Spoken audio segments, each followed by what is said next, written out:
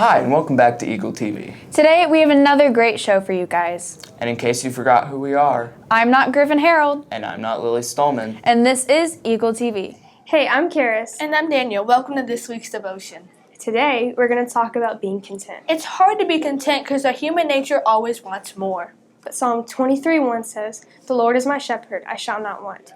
If Jesus is everything we have, then we have everything we need. Yes, God's love is unconditional for us, which means no matter how many mistakes we make, He will always love us the same. See you next time! Welcome back to the HCA Faculty Profile. Last week we did the Secondary Assistant Principal, Mrs. Liao, and this week we're going to continue with our HCA Counselor, Mrs. Panter. Mrs. Panter, thank you for your time today. Absolutely. We're going to get right into the first question. How long have you been here at HCA? This is coming up on my second year. How would you describe your experience so far? I really, really like it. It was a very good decision. Very good decision. What led you or inspired you to come to HCA over other schools? It's kind of a long story, but I won't make it so long. But I was in Rockwell ISD, and I loved my school, loved my people. If you had asked me 2 years ago, I would have said I'm going to retire from Rockwell ISD. It's an amazing district.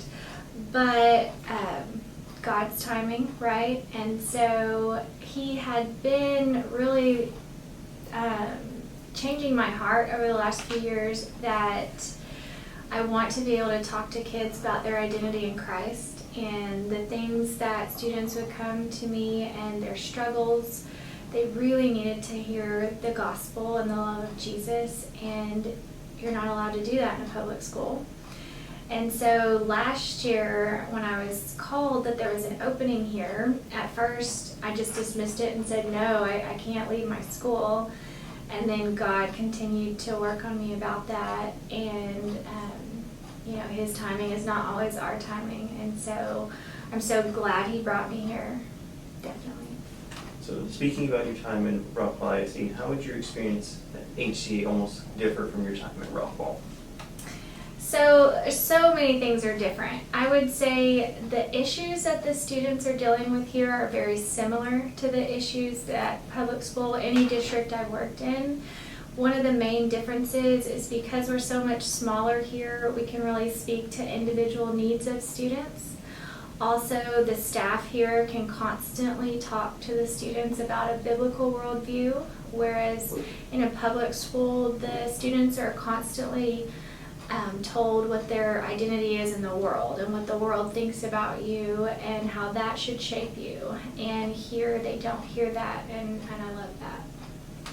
So, I feel like people understand kind of like the broad stroke of what a counselor does, finding colleges and stuff like that. Could you almost explain more in detail what exactly a counselor does? Sure. So there's two main aspects to it. One is finding a career path, and that includes classes a student will take in high school, and then also getting to understand the unique needs of those students. And in a small school like HCA, you get to really figure out what's different about each student, and you don't just give them this generic path. And there's so many post-graduation options that we used to think you had to go to a 4-year university or you were like a failure in life. That's what it was like when I graduated. But there are so many different options, and if you can figure out what students are passionate about and their spiritual gifts, then you can really expose them to things they didn't know were out there. So that's one aspect of counseling. And then the other part is just if there's an as-needed emotional struggle, social emotional things that students are going through, things come up in life, and so being there for kids when those things happen. And then the last question, kind of, I guess, our most important question. How do you think God has blessed HCA and its community here? So for me, recently coming from a public school, it is so evident to me the blessings are everywhere. I think God has His hand on who He's bringing here to reach out to students and families. And I've noticed that He is giving us at our school opportunities to minister and opportunities to further His gospel. And I think those opportunities are a blessing because not everyone gets those opportunities. So I know He's entrusting us because we are truly being the hands and feet of Jesus. Mrs. Panter, once again, thank you for your time, and for everyone watching, this has been your HCA counselor, Mrs. Panter. Thank you. Bye. Hi, and welcome back to Buried in a Book. I will be reviewing a book and give you the pros and cons of each and an age rating. Today's genre is fantasy. I will be reviewing A Whole New World. The title might remind you of a popular song from Aladdin, you know, A Whole New World, the one where they're on a magic carpet. Well, this book is a retelling of Aladdin, but with a twist. Written by Liz Braswell, this book is just like the movie, but what if Aladdin never found the lamp? Read the story and find out. Let's get to the pros. The pros are, it's kind of gory, which I like it to be honest, and it flops your childhood story of Aladdin inside out. Cons, the chapters are long, like 18 pages long. But besides that, it's magically amazing book. I am going to rate this book a 9.7 out of 10. And in my opinion, the age rating for this is going to be 11 or older. Hope you enjoyed this book review, and if you have a book you want me to review, please put it in the comments. That's another book for the bookshelf, and I'm going to go back to reading. Peace out. Hi, I'm Addison, and welcome to A Wise Person Once Said. This week's quote is from a comic writer. Kind of cool, right? This comic writer was known as Bill Keane. Bill Keane was a newspaper comic writer, which means he just wrote comic strips for the newspaper. He wrote some of the most popular comics in the 1960s, too, such as The Family Circus in 1960 or Channel Chuckles in 1964. Now, Bill Keane had a pretty good childhood. He was born in Philadelphia, Pennsylvania. He went to Northeast Catholic High School, and he eventually became a comic writer by mimicking the comics that were published in the New Yorker newspaper. Now, Bill Keane might have had a pretty good childhood and overall life, but he probably went through some tough times, as we all do, and this quote might help. The quote is, "Yesterday is history, tomorrow is a mystery. Today is the gift of God, which is why we call it the present." So we know that Bill Keane is a comic writer, and he had a pretty solid childhood, but Bill Keane might have had some rough days, and in this quote it says that yesterday is history. So it is saying that whatever happened the other day, to move on from it and focus on what's happening now. And in the tomorrow is a mystery part, it's saying that we don't know what is going to happen next, and we don't know what God has planned for us. So we have to trust Him. And in the last part, today is a gift of God, which is why we call it the present, is saying that we should be grateful for all that we have and all the good things that God has given us. That's all for today. Thanks for watching, and have a nice day. Wait, if yesterday is history, but tomorrow is a mystery, then what are we living in now? The present. A present? Where? Let's just go to the verse. I'll explain to you later. Where's the present? Hi, I'm Jordan, and this week's Bible verse is Romans 5:8. This verse says, "But God provides His own love for us, and that while we were still sinners, Christ died for us." I like this verse because it talks about how God's love is so great that He sent His one and only Son to die for us. Thank you for watching, and come back next time. Welcome back. This week we're doing winter sports. First one is coach.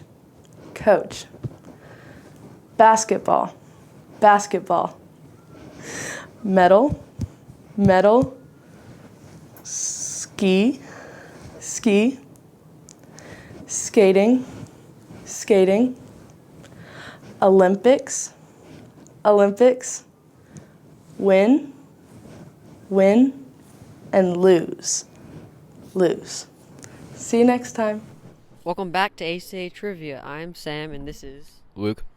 So, I actually have an easier question, at least I think. So, how many vending machines are in the whole school? 3. Good job.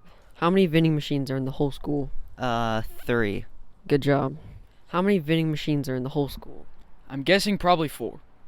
You're very close. It's actually 3. Thank you for tuning into HCA Trivia. I'm Sam. I'll see you next time. Hey guys, welcome to No One Knows, the show where no one knows and you don't. So I have to tell you about your HCA news. HCA now? That's in the past. Okay, the Christmas parade is tomorrow, December 4th. And so get ready to run like Rudolph so you can get there. I'm going to be there. I'm going to be really mad at y'all if y'all don't come. So come. Okay, the Christmas play is December 6th, and I'm ridiculously excited about that. I have a great feeling. Like, these little kids, I've seen them walking through the halls, and they seem like they can sing, dance, and hopefully be better at being Bob the Tomato than I am. Okay, there's a first grade field trip to Yesterland Farms, and it's going to be really fun for them. Fun fact, when I went there, yeah, I got lost for 3 hours, but it was fun still. It made it interesting. Finals are soon, and they start on the 13th, so be ready. Don't be crazy. Just go to a teacher. In Michael Jordan's own words, stop it. Get some help. Christmas break is super soon, so get ready to open presents, have fun. If you're my uncle, throw up all over the table. That was kind of nasty. I couldn't really eat after that, but I digress. We go to Christmas at December 16th, and it ends on January 6th. We also have early release the 13th through the 16th due to the finals. MLK Day, not Milk Day as my sister calls it, is on January 17th. And this is my last segment until Christmas. Actually, no, I think we have one more, so never mind. But now, you know. Hi again, and today I'm here to tell you some important news. Have you ever heard of the Junie B. Jones book series? Well, if you haven't, then I recommend you go read it. But I already did my book review earlier, so I'm not going to go into details today. But have you ever wondered what it'd be like if Junie B. Jones was a musical? Yeah, me neither. But anyway, every year HCA does a musical in the spring. And this year, we will be doing Junie B. Jones. Performances are March 3rd through 5th. March 3rd will be for the elementary, but don't worry your little socks off. The 4th and 5th are for everyone else. More information will come about when tickets are available. In fact, I'm in the musical, playing Mae Murky. Senior Caroline Wheeler will be playing Junie B. Jones. Directing this amazing musical is Mrs. Thompson and Mrs. Quartz. Thank you for listening to this announcement. See you later. Welcome back to Dad Jokes. This week, we have Claire. Claire, you ready for these? Yes, I think Okay. I am. I'm going to go first. I ordered a lot. I always order things off Amazon, right? I mean, I do. I get a lot of, maybe you guys do too. I ordered a chicken and the egg from Amazon. I'll let you know. Get it? Let you know which comes first, the chicken or the egg. Okay. Where do fruits go on vacation? I don't know. Paris. Like pear. Be like a tree, Yep. pear. Jeez Louise. Why do melons have weddings? Why? Because they can't elope.